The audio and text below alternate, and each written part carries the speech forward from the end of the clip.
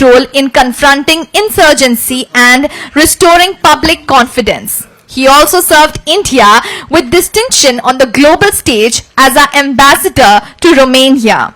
Even post-retirement, Shri Ribeiro has remained a strong, principled voice for justice, secular values and good governance, continuing to inspire generations of police officers, civil servants and citizens alike. We are privileged to hear from you, sir.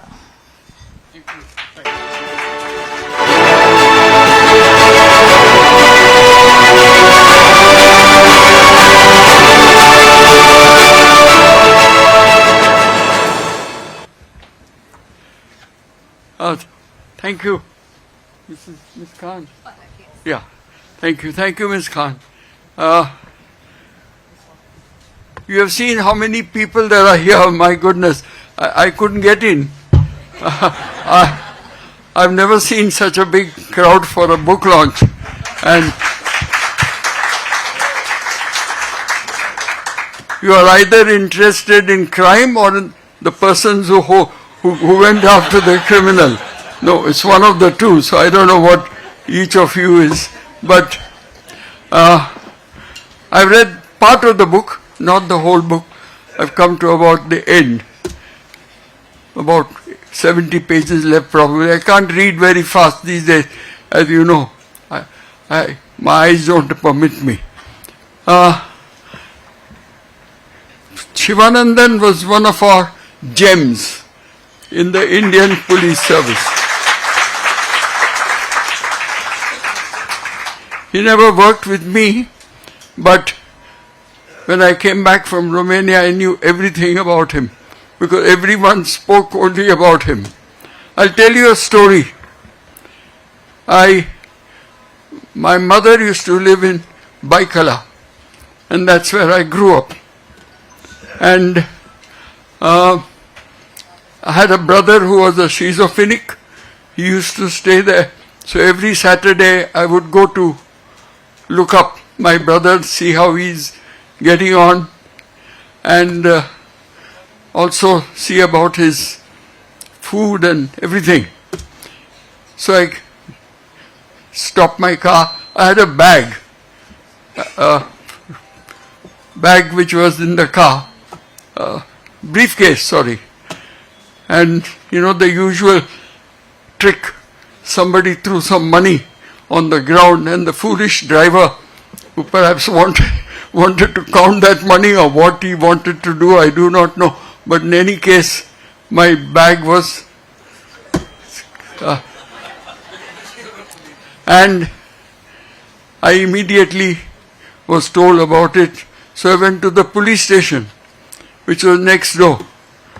And the inspector was quite surprised to see me. Fortunately, he recognized me. He wanted me to sit on his chair. I said, I am no longer in the police. I'm not going to sit in your chair. You sit in yours. But let me give a complaint. So he was wondering, what complaint? So I told him what happened. And then we got chatting. And one of the things that he said, I must have forgotten everything else, but this I remember. He said, sir, we are waiting for Mr. Shivanandan to take over as commissioner.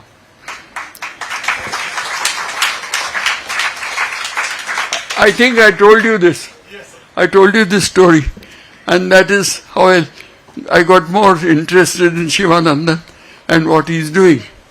And now that he has finished with crime and criminals, he is feeding 15,000 hungry children every day.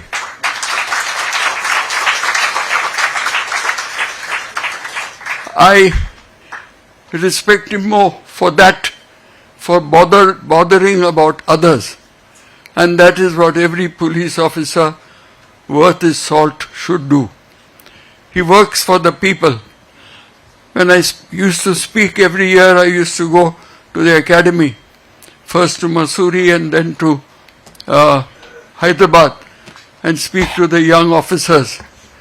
And I would say only one thing, please remember, you are a part of a service. IPS, IAS, the S is for service. And a service means you are a servant. You are a servant of the people, not the master. Because a lot of our people who join, they feel that they have some exalted position. Well, they have, but they have to use it for helping the people. And Mr. Shivanandan, even after he has retired, sticks to that principle. I am more respectful of him because of what he is doing now. And though, of course, I also respected the fact that he was one of the great police officers we have seen in Bombay. I read the book. I found he had worked under two other great police commissioners. One of them is sitting here, Mr. M.N. Singh, and the other he mentioned in his book was Ronnie Mendonca. Different in their own ways, but very committed to what they were doing. MN tried to tackle the crime scenario or the underworld by different methods, but he was quite clear in his objectives, and Ronnie tried it in some other way, but finally it was Shiva who settled the issue. How did he do it? That is the book, Brahmastra. He fired the Brahmastra. And how did he do it? I was interested in that part of the book.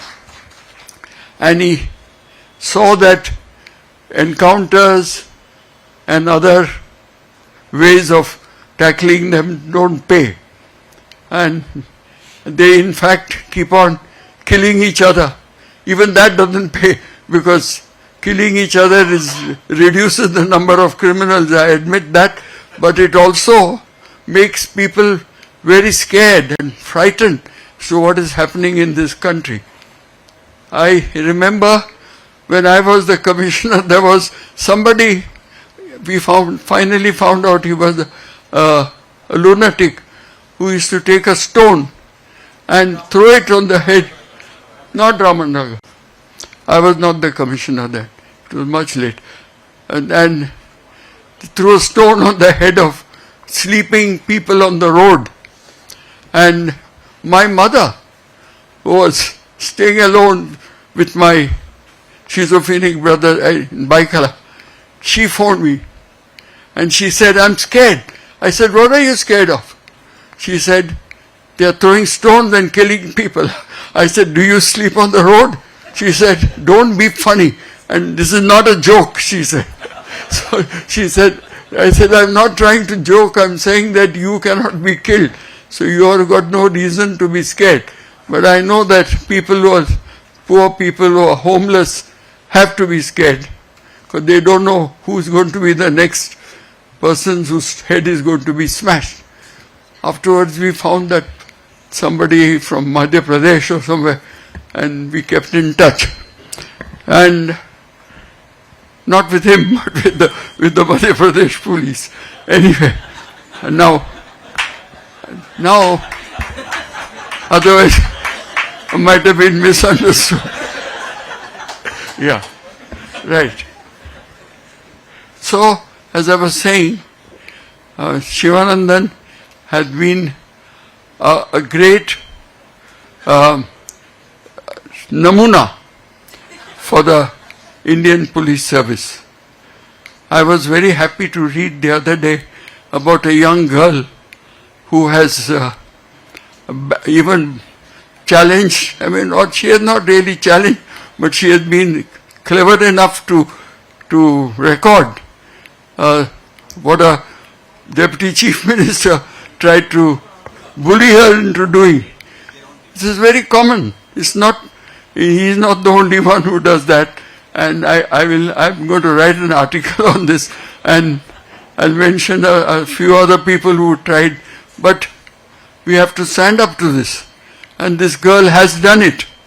there will be a lot of caution now, not only from this Deputy Chief Minister, but from other Deputy Chief Ministers and Chief Ministers also, that they should not try and bully the police or the government officials to do what you have legislated.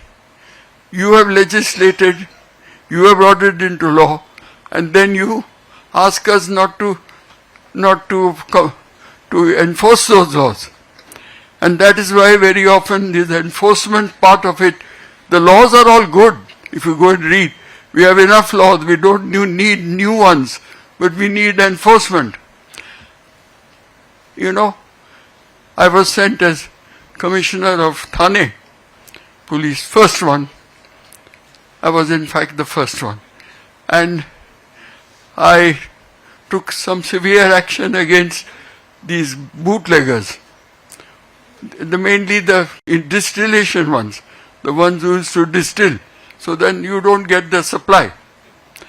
So the MLA, who was very close to the to the Chief Minister, he comes to see me and he said, "That's enough.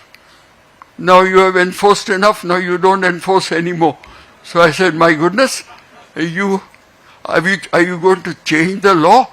He said, "No, we are going to keep the law." I said, "Why don't you change it? Because as long as it remains on the statute book, I am supposed to enforce it. If you don't like it, please take it off the statute book." And I think he must have conveyed it to the Chief Minister also. Chief Minister did not get back to me, and I knew that he would not.